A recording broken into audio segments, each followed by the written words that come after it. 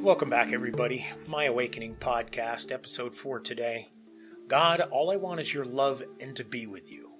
I had actually been searching for that thing for my entire life. When I finally realized that it was within me all the time, it kind of allowed my outside to be filled with love.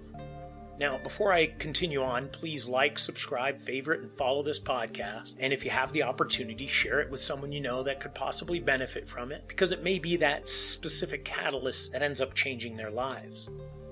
So, I mentioned searching for that thing all my life. That thing was love. When we're born, we know of nothing, but we feel everything. We feel the love when our mother holds us for the very first time and takes away our tears from birth. We feel the energy from our parents when we're in the womb. We feel the anxiety when our parents raise their voices and get upset. We feel the amazement when we're held by our grandparents for the first time. We feel the hope when our mother washes us in her hand because we're so darn small.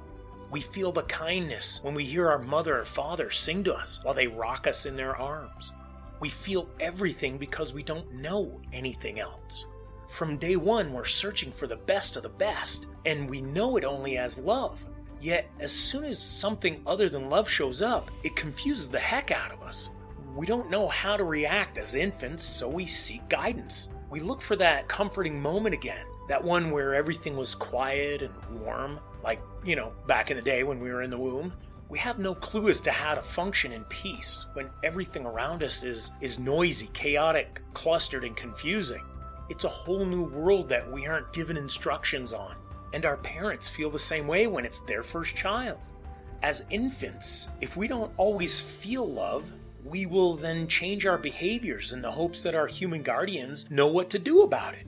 And since we don't put enough focus on teaching parents how that first 6 months of childhood works, yes, I've attended those programs that the first time parents walk into. None of those prepared me for what really happened, but it is something better than nothing. Now, midwives tend to provide a clearer point of view because they get to see many different babies with many different moms and dads with many different behaviors, and they get to use all of their skills to assist the mother and child and the father that they're currently helping at the time. An experienced mother is good.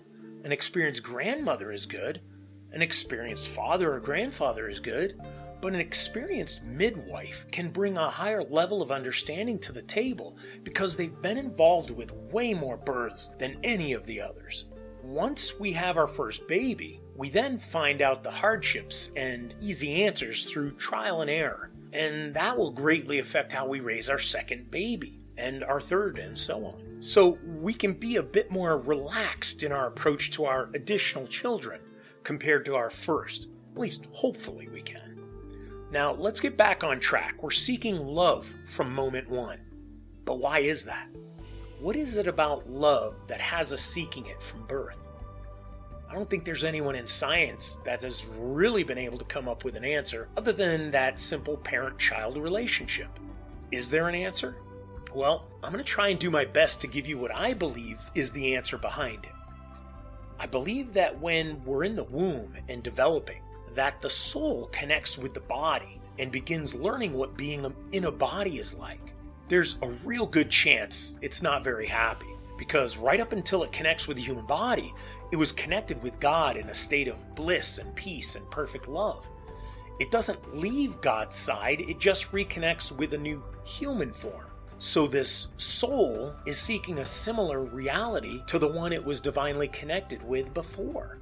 And it even feels like it's in heaven as it floats around in the amniotic fluid in a state of love and peace, as far as it knows. It feels heavenly, except for maybe some of that, noise it starts recognizing. Some of it's good, the loving sounds of a mother and father as they rub the belly together and talk to it or play music and just entertain the baby in the womb. And sometimes some of it's not so good. Maybe there's an unstable household. Maybe there's a lot of yelling and screaming. Or music that really isn't so peaceful and loving to the embryonic soul. You can almost see that the embryo tilts its head like a dog, and it has that what the heck look on its face when it hears something that's disturbing and not love. This soul was in the bliss of God having a grand old time. And then that noise. So this soul begins to kick and move and squirm in the hopes that it can return to bliss. Yet, not so fast. Anyhow, once the baby is born and it's introduced to the cold, dry, dense world, it begins to realize that it's no longer in that heavenly state it was used to, and just belts out with a giant cry. What the heaven is going on? And then it spends the remainder of its human existence in search of that love that it once had, in that belief that for some reason it's no longer connected with God. It's in this human thing.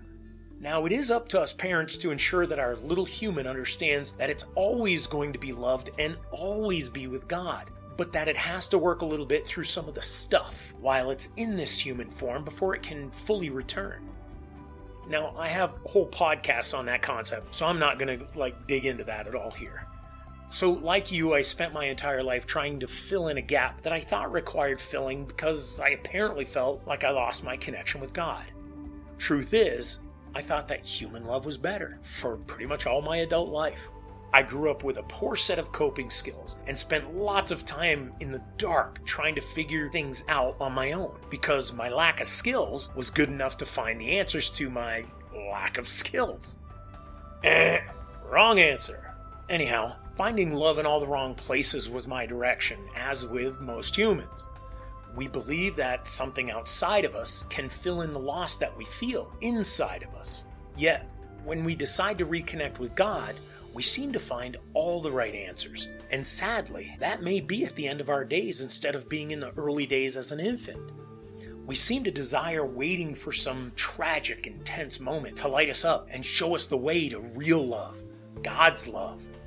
And in the waiting process, we look for something external to hold us over. Like a partner or six, maybe some toys, maybe work, you name it.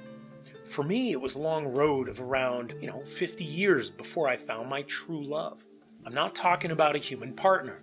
I'm talking about being reconnected to God, finding the real love that my soul has been yearning for since my human birth. Since my rebirthing, I've come to realize that there's nothing in this world that can come close to the love God has for me and for all of us. There are probably millions or even billions of us that are simply waiting for that moment of feeling that love, that pure, unconditional God love. For some reason, many seem to be kind of happy and content with filling in the hole with things that mask true love. I know I was certainly one of those for pretty much all my life. I'm not saying it's flat out wrong to do so, because feeling any love is always better than feeling no love, as long as we don't get addicted to that kind of limited love. So my hope is that people will open their eyes and look beyond the outside into their inside and find that sort of reconnect with God. Remember, practically every religion believes that there is a God. Most of them just stumble on connecting directly with God and find other, golden lambs and false idols to worship along the way. But in my opinion, it is better than not desiring any sort of connection with God at all. But we have to be careful with that. Now, in my opinion, God is simple and easy to connect with, as long as you have a desire to eliminate that middleman to do so. But it's also okay if you don't. If you need assistance to get to a certain place with connecting or reconnecting with God, by all means, you've got to take it. I've found that all I want is God's love and to be with God. In doing so, I found my ideal partner in spirit and life, in human form, because I was finding the real love from God first, and now I get to share it with another being. I've also found happiness I can't quite equate to anything else I've ever experienced in my life. Short of like my 2 sons being born. But simply put, folks, my goal is to go to God and to eventually go home. So I'm going to keep it short and simple like that. Folks, thank you very much for listening in. Thank you for being a part of my day and part of this podcast. I appreciate you and I love you. God bless you all, and I will talk to you soon.